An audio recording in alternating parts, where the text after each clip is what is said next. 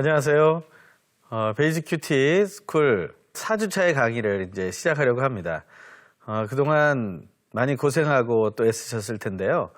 또 하나님의 말씀을 묵상하고 또 그것을 또 적용해 나간다는 것은 사실 쉬운 일은 아닙니다. 하지만 쉽지 않지만 우리가 그 일을 할 수 있는 이유는 우리가 행복하기 때문인 거죠. 행복하지 않다면 우리는 그 일을 하기 어렵지 않겠습니까? 우리가 행복한 마음으로 이 마지막 주차를 저희가 시작하게 되면 좋겠습니다. 우리가 오늘 특별히 이제 나누게 될 이야기는요. 큐티의 순서와 방법 그 7가지 중에 이제 마지막 순서에 들어가게 됩니다. 그 마지막 순서는 우리 앞에 보시는 것처럼 적용과 기도에 대한 얘기죠. 큐티 7가지를 다시 한번 저희가 확인하면 좋겠습니다. 그것은 예배의 순서와도 같다고 그랬고요. 그것은 개인이 하나님과 1대1로 드리는 영적 예배와 같다고 했습니다. 로마서 12장 1절에서는 그것을 산제물로 드리라고 했죠. 나를 산제물로 드리라는 것은 무엇을 의미하겠습니까? 스스로 몸을 어떻게 제물로 바칠 수 있다 이런 얘기가 아니죠. 사실은 그것은 우리의 생활이 하나님의 말씀에 따라 움직이는 순종하는 삶이 되는 것. 그게 바로 우리의 삶을 산제물로 드리는 것을 말하는 것이죠. 그것이 바로 큐티의 생활이 아니고 무엇이겠습니까? 하나님의 주시는 말씀을 특히 나에게 주시는 그 말씀을 듣고 행하는 그 모든 모습 속에서 놀라운 변화가 나의 삶 속에 일어나기 시작한다라는 것이죠.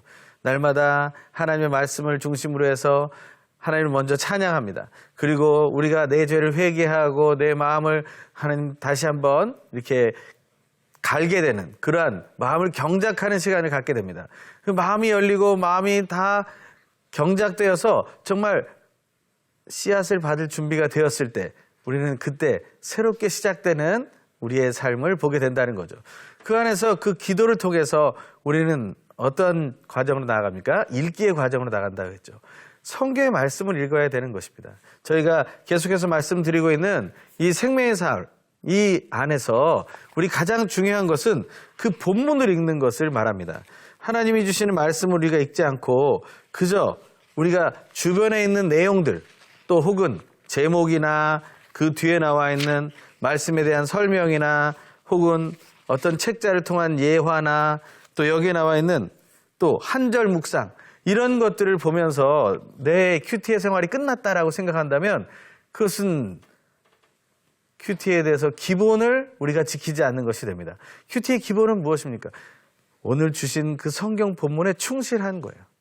어느 날에는 성경 본문이 내가 정말 알 수 없는 본문이 나올지도 모르겠습니다. 지명만 가득 차 있다든지 사람 이름만 가득 차 있는 경우도 있을 수 있습니다. 하지만 그런 날이더라도 우리는 또 본문이 나에게 낯설지 않을 때까지 읽고 또 읽고 지속적으로 천천히 반복해서 이해가 될 때까지 통찰이 생길 때까지 적용할 것을 발견할 때까지 읽고 또 읽어야 된다는 거죠. 내가 또 그 등장인물의 어떤 한 인물이 되어서 그것을 읽기 시작한다는 거죠. 그렇게 깊이 있게 읽다 보면 우리가 묵상할 수 있는 소스들이 점점 많아지게 된다는 것입니다. 그것이 점점 많아지는 그런 상황 속에서 우리는 새로움을 경험하게 되죠. 하나님의 말씀을 그렇게 읽다 보면 우리는 이제 묵상으로 들어가게 됩니다. 묵상은 무엇을 묵상한다고 했어요? 우리가 본문에서 여러 가지 내용을 가지고 우리가 묵상하지만 사실은 그 묵상의 대상은 오직 하나님이라고 말씀드렸습니다. 정말 하나님을 묵상하지 않는다면 우리는 가장 중요한 것을 놓치게 된다는 거예요. 우리가 하나님의 말씀을 통해서 하나님을 발견하지 못한다면 단지 나만 발견해서 무엇을 얻을 수 있겠습니까? 사실 우리가 가장 필요한 것은 하나님을 묵상하는 것이에요.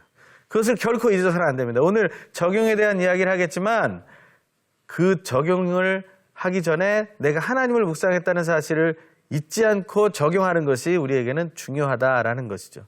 그렇게 묵상하고 또 읽은 것을 묵상하는 그런 상황 속에서 우리는 무엇을 한다고 그랬어요? 기록한다고 그랬죠. 기록한다는 것은 나중에 다시 설명을 마지막에 정리하면서 드리겠지만 단지 글로만 하는 게 아니에요. 사실은 우리가 기록이라는 것을 처음에는 우리가 손으로 적는 작은 글씨, 파편 같은 그런 단어나 구나 깨닫는 명제들에서 시작하지만 사실 그 이상의 것을 우리는 기록을 통해서 보일 수 있다는 거예요. 이런 것들을 우리가 생각하면서 우리가 4주차에 들어가게 됩니다.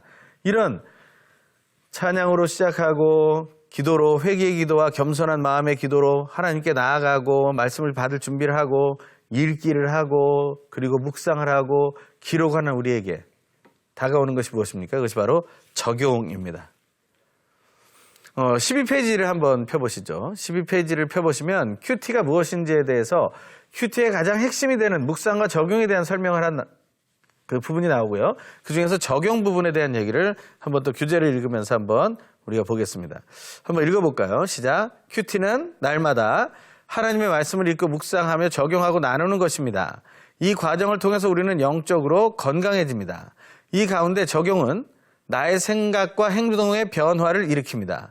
하나님이 원하시는 라이프 스타일, 즉 하나님이 원하시는 사고방식과 세계관을 갖게 합니다. 즉 내 삶의 변화와 성숙이 일어나게 합니다. 우리가 큐티의 목적에서 처음 얘기했던 것처럼 큐티는 바로 내 삶의 변화를 가져오는 거예요. 근데 변화가 어떻게 일어납니까? 성숙함으로 일어나게 된다. 우리는 성장합니다. 하지만 성장으로 끝나지 않고요. 성숙하게 된다는 사실을 기억해야 됩니다. 우리 적용 옆에다 이렇게 한번 기록해 볼까요? 예수님의 제자가 되어 예수님과 함께 사는 것. 성경에서 적용이라는 것은 다른 것에 있지 않습니다. 오직 예수님의 제자가 되는 것이죠. 그리고 예수님과 함께 사는 것입니다. 예수님은 세상 끝날까지 내가 너희와 항상 함께 있을 것이라고 말씀하셨죠. 그 세상 끝날까지 함께 있을 것이라는 예수님은 그 말씀을 지키고 계신다는 거예요. 그러니까 우리가 예수의 증인으로 설 때 우리는 지금 내가 예수님의 제자이며 예수와 지금 함께 있다는 사실을 확신해야 된다는 것이죠. 그것이 우리를 적용하게 만드는, 또한 우리의 삶으로 그것을 드러내게 만드는 가장 중요한 이유가 됩니다. 이유가 없는데 우리가 살겠습니까? 우리가 어떤 일을 맡았을 때 그 직함이 해야 될 일들을 우리는 하게 돼 있잖아요. 그런 것처럼 우리는 어떤 사명을 받을 때 우리는 그 일들을 감당하게 됩니다. 제가 강의의 사명을 받지 않았다면 어떻게 여기서 강의할 수 있겠습니까? 강의하라는 그런 사명을 받았기 때문에 여기서 강의를 할 수 있는 것처럼 우리가 예수 그리스도의 제자라는 그런 직함을 얻고 또한 예수의 이름을 땅끝까지 증거하라는 증인의 사명을 받았기 때문에 우리는 그 일을 해야 된다는 거죠. 우리가 적용하는 이유는 다른 게 아닙니다. 내가 적용해서 이렇게 내가 성공했다, 이것을 말하기 위한 것이 아닙니다. 저도 재수를 경험했습니다. 재수할 때 많은 지침들이 있었어요. 이렇게 하면 성공한다, 이렇게 하면 성공한다, 이렇게 하면 성공한다. 그래서 그대로 했습니다. 사실 그러니까 정말 재수할 때 성공을 했어요. 하지만 꼭 그렇게 해서 했기 때문에 그렇게 된 걸까요? 아니요. 목표가 달랐습니다. 사실 대학을 가는 게 목표가 아니라 사실 내가 변화되는 목표를 더 두었죠. 그러니 그 재수의 기간 동안에 저는 제 자신이 굉장히 많이 바뀌었다는 것을 보게 되었습니다. 성공을 위해서도 우리는 그 지침을 따라 살게 되고 변화를 겪게 됩니다. 그런데 하나님이 우리에게 주신 명령이라고 생각하면 그것은 우리가 기쁘게 따를 수 있지 않겠습니까? 우리가 그것을 꼭 기억하셔야 된다라는 것입니다. 적용할 때 정말 우리의 행동에 변화를 일으키는 놀라운 은혜가 임하게 되는데요. 그것이 바로 하나님이 원하시는 라이프 스타일로 변화되기 때문이라는 거예요. 한번 거기다 동그라미 한번 쳐보시죠. 하나님이 원하시는 라이프 스타일. 이것을 조금 더 다른 말로 바꿔보면요.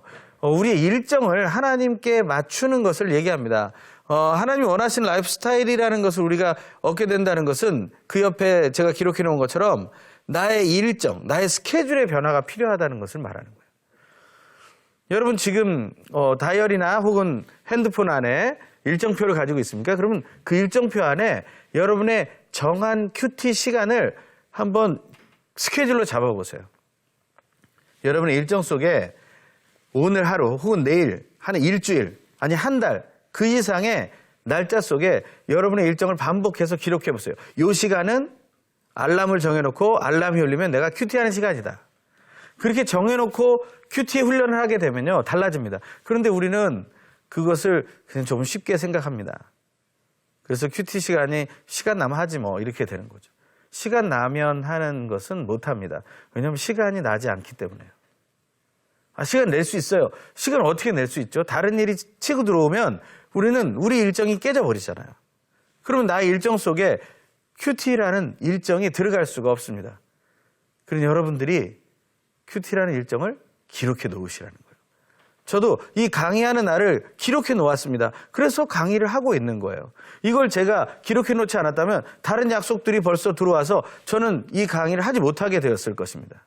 하지만 이 강의를 미리 하겠다고 일정표에 넣어놓은 순간 저는 이 날짜에 다른 사람들이 뭐 필요로 해도 이 날짜에는 강의를 해야 됩니다 라는 것을 얘기하게 되는 것처럼 말이죠.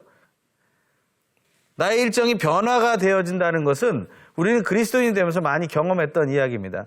예수를 전혀 모르던 사람들이 주일에 와서 어디 예배를 드릴 수 있겠습니까? 주일에 벌써 주말에 어디 여행할 준비를 했을 것이고, 나는 주일이 아니라 일요일이었겠죠. 일요일에는 쉬는 날이고 내가 편안하게 늦잠을 자는 날이다 생각했을 것이고, 다른 사람은 방해를 받지 않고 내가 하고 싶은 대로 뭐 TV를 보든지 문화를 즐기든지 뭐 스포츠를 즐기든지 뭐 어떤 일을 해도 관계없는 그러한 정말 쉬는 날이라고 여기지 않았습니까? 근데 예수를 믿고 나서 주의를 지켜야 된다는 그 말 한마디 때문에 온 것입니까? 아니요. 이 시간에 나에게 오는 어떤 감동과 유익이 있기 때문에 이 자리에 오게 되는 것입니다. 처음에 억지로 왔을지도 모르겠어요. 하지만 시간이 지나면 지날수록 우리는 변화되게 됩니다. 일정이 바뀌기 시작하는 거죠. 거기에 교회 안에서 사역을 하나씩 맡기 시작하면 그 사역 때문에 나의 일정이 어떻게 됩니까? 계속해서 내 일정은 바뀌게 되어 있는 거죠. 그러니까 교회 중심의 일정을 하게 되어 있는 거예요. 예전에는 회사 중심의 일정, 학교 중심의 일정, 가정 중심의 일정을 살아왔다면 이제는 하나님의 말씀에 따른 일정을 살게 된다. 그런데 단지 교회를 열심히 하시라는 이야기만을 하는 게 아닙니다. 이것은 내가 하나님의 말씀을 받은 대로 내가 일정을 정하고 있느냐에 대한 부분을 확인하고 있는 거예요. 이 적용에서 너무 중요한 것이 바로 나의 일정에 변화가 있어야 된다는 사실을 기억해야 된다는 것이고요. 그 일정이 변화됐다는 것은요, 여기 설명하는 것처럼 내 사고방식이 바뀌고 있다, 크게는 내 세계관이 바뀌고 있다까지 말할 수 있다는 거예요. 한 사람의 일정표를 보면요, 그 사람의 세계관이 어디에 집중되고 있는지를 알게 됩니다. 우리는 적용이라는 것을 그렇게 나의 삶과 연결해서 생각해 봐야 한다는 것이죠. 또 그 다음 한번 우리가 읽어볼까요? 시작. 적용은 하나님과의 동행을 의미합니다. 이 적용은 하나님과의 동행을 의미하는데요. 이것을 아는 것은 어렵지 않습니다. 늘 하나님과 함께하는 것인데요. 하나님 지금도 내 안에 계시고 나 일생에 함께 계시고 나의 과거와 미래를 지켜주시는 분인 걸 알죠. 하지만 그 옆에 써있는 말처럼 마음의 변화는 시작부터 가능하지만 그러나 삶의 변화는 시간이 걸리는 거예요. 로마서 6장에서 보면 이런 말이 나오죠. 내가 선한 것을 하기 원하지만 나는 선을 행하지 않아요. 내 마음이 원한다고 해서 그 마음대로 이루어지는 것이 아니다라는 것입니다. 정말 우리의 마음속에 정말 하나님이 원하는 것에 대한 이해와 그 마음, 그것 충분히 있을 수 있어요. 하지만 내 삶으로 그것을 변화될 때까지 하려면요, 훈련이 필요하다는 거예요. 훈련이. 이 지속적인 훈련이 되지 않으면 우리는 그것을 놓치게 된다. 이 적용이라는 것은 그래서 우리의 일생을 바꾸는 아주 중요한 방법입니다. 어떤 사람은 이 적용을 우리의 습관을 바꾸는 방법이라고 얘기하기도 합니다. 우리 처세술에 대한 책들을 보면, 리더십에 대한 책들을 보면 우리가 성공한 사람이 이런 습관을 가지고 있었다, 이런 얘기들이 있죠. 그래서 그 습관들을 하나 이렇게 리스트업 해가지고 그대로 우리가 살아보려고 하지 않습니까? 근데 사실 그것은 잘못된 방법입니다. 다른 사람이 살다 보니 이러한 삶을 살았고 이러한 삶을 살았더니 성공했더라 하는 그런 얘기를 우리는 거꾸로 따라가고 있는 거예요. 누가 이렇게 살았기 때문에 성공했더라 하니까 나도 그렇게 살아보는 거예요. 7가지 법칙 그럼 7가지 법칙대로, 10가지 법칙 그럼 10가지 법칙대로 살아보는 겁니다. 근데 그래서 되는 게 아닙니다. 자기의 세경과 목표가 명확하고 그것 때문에 내가 살다 보니까 그런 습관들이 나왔다는 것이 맞는 거예요. 그러니까 진정한 성공은요, 어떤 것이 내 세계관의 목표인가를 확인하는 게 중요하죠. 우리는 예수를 믿는 그리스도인들은 우리는 원대한 꿈을 가지고 있지 않습니까? 이 땅에서 끝나는 인생이 아니라 영원한 세상을 목표로 하고 있지 않습니까? 이제 그것을 우리는 늘 기억해야 된다는 거죠. 우리가 닮아가야 할 대상은 단지 이 땅의 어떤 위인이 아니잖아요. 그냥 세상에서 4대 성인 중에 예수가 있다고 해서 예수가 그냥 위인이라고만 생각하십니까? 결코 그렇지 않습니다. 그가 한 일을 우리는 닮아가고 따라가길 원하는 거죠. 그것이 바로 적용의 핵심이에요. 하지만 그 삶의 변화는 시간이 걸린다는 것 기억해 주시고 서로 그래서 정죄하면 안 됩니다. 큐티를 나누지만 말을 할 때까지는 좋아요. 그런데 그 삶이 변화가 없다면 그를 위해 중보의 기도를 해줘야 됩니다. 내가 큐티를 나누지만 그래서 많은 것을 깨달았다는 것을 전파하지만 내 삶이 변하고 있지 못하다면 그것은 내가 중보 기도의 대상이 돼야 된다는 얘기입니다. 적용은 쉽지 않은 일입니다. 그 적용은 그래서 조금 더 나아가서 보면 이런 이야기를 담고 있는데요. 한 번 더 이 34페이지, 35페이지를 펴보시고요. 적용에 더 심화된 이야기들을 나눠보기를 원합니다. 한번 밑줄 긋은 곳을 한번 또 읽어보시죠. 시작. 말씀이 제시한 것에 순종하기 위해 내가 어떻게 변화되어야 하는가를 찾아내는 것이 적용입니다. 적용의 대상은 나입니다. 적용은 깨닫게 된 내용을 내 삶에 대입해 보았을 때 그 깨달음을 기준으로 내게 부족한 것이 무엇인지를 발견하는 것이며 그러면 이제 어떻게 할 것인지를 구체적으로 생각하고 실천하는 것입니다. 적용이라는 것에 대해서 이렇게 좀 길게 설명을 해봤지만 결국에는 무엇입니까? 나에게 주어진 말씀을 내가 묵상했던 것을 어떻게 하면 구체적으로 실천하고 드러낼 것이냐를 얘기하는 것이죠. 그런데 여기서 가장 중요한 포인트는 둘째 줄 중간에 나와 있는 적용의 대상의 부분입니다. 아까 묵상의 대상은 누구라고 그랬습니까? 하나님이라고 했죠. 그럼 적용의 대상은 누구겠어요? 나죠. 그런데 우리는 거꾸로 하는 큐티 생활을 많이 합니다. 나를 묵상하고 하나님께 적용시키는 거예요.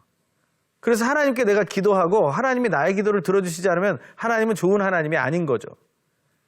하나님 필요 없는 거죠.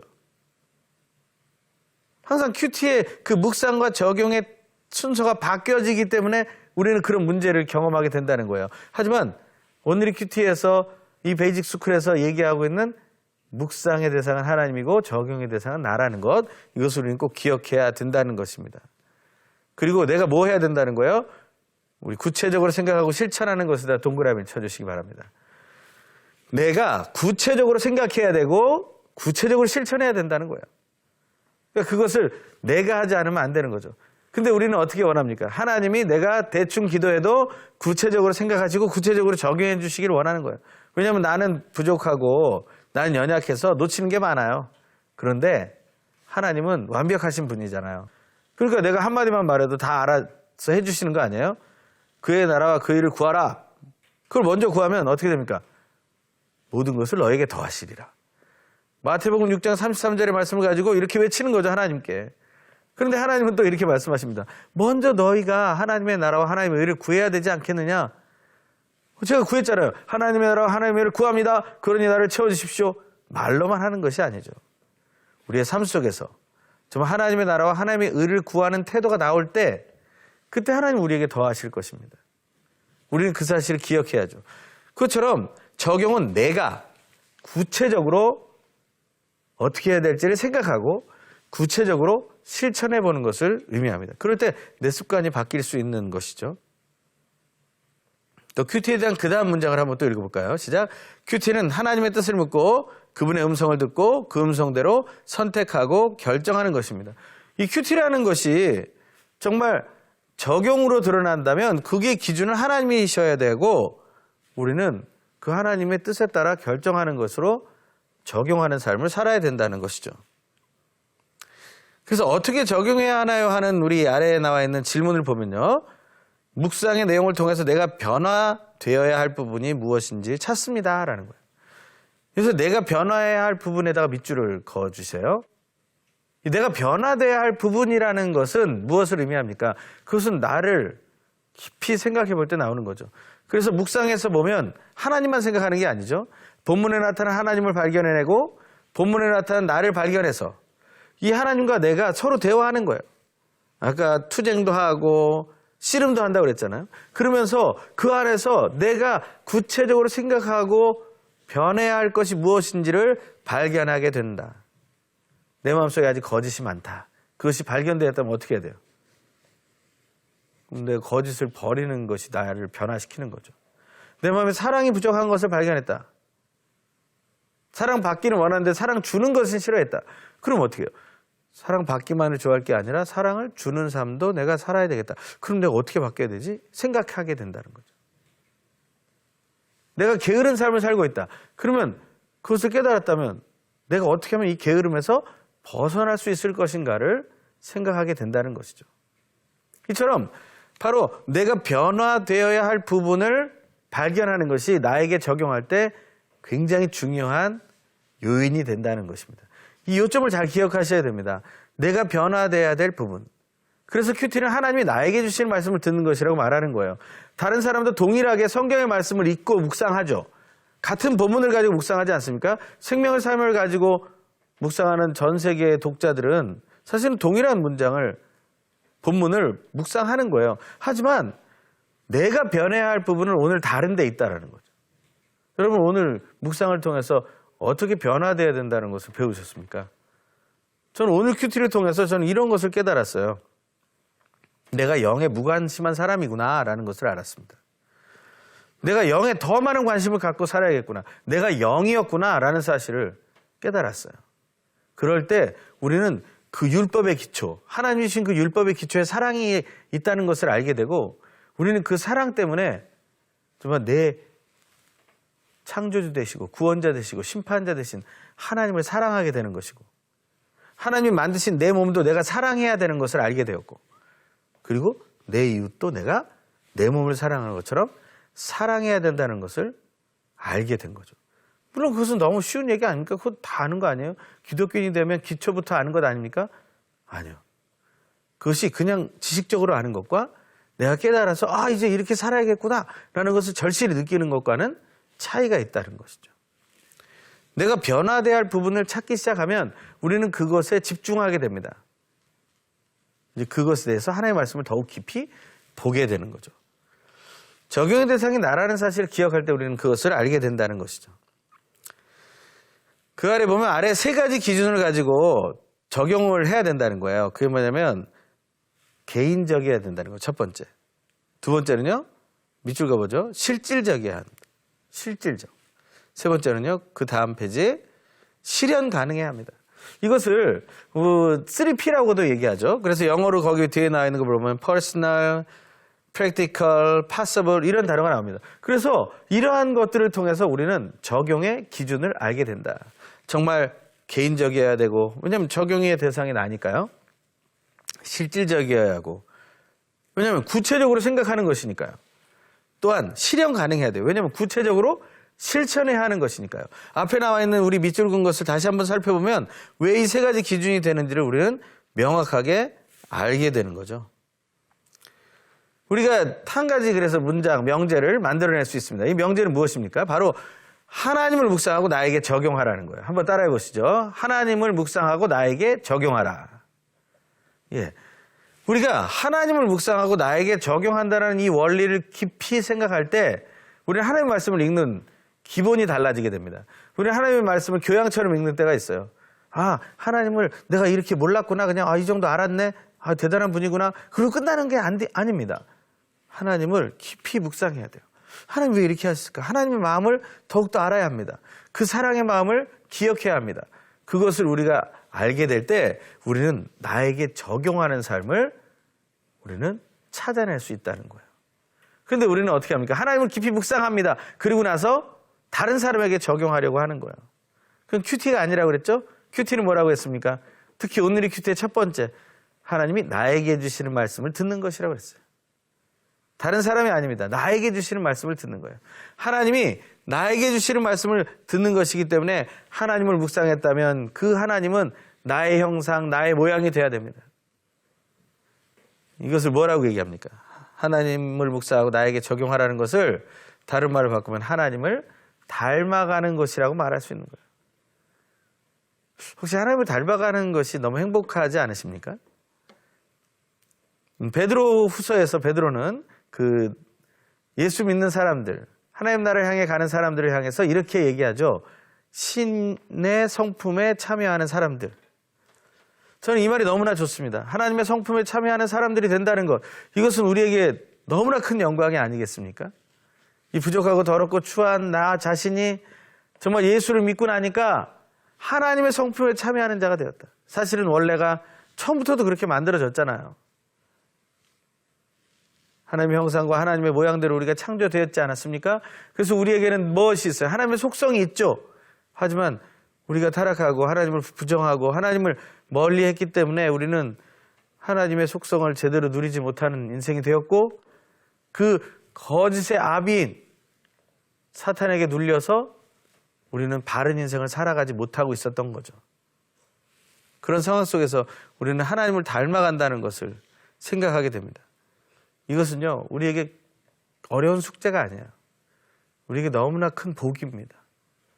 하나님 주신 이 복을 우리가 깊이 깨닫지 못한다면 우리는 정말 큰 슬픔을 얻게 될 것입니다. 이 적용이 하나님을 닮아가는 것이라는 것에 대해서 우리는 기억해야 될 겁니다.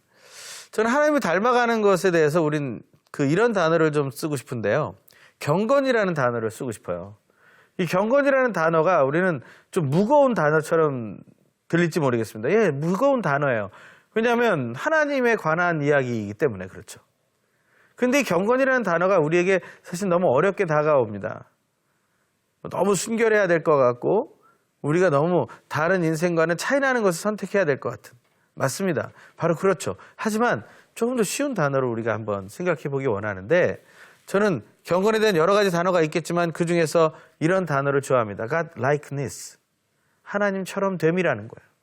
이 하나님처럼 된다라는 것이 우리에게 주어진 복이라는 거죠. 하나님이 된다는 것이 아닙니다. 그것은 잘못된 것이죠. 그것은 또 하나의 교주를 만들어내는 것일 수 있습니다. 하지만 하나님이 되는 게 아니라 하나님처럼 된다는 것.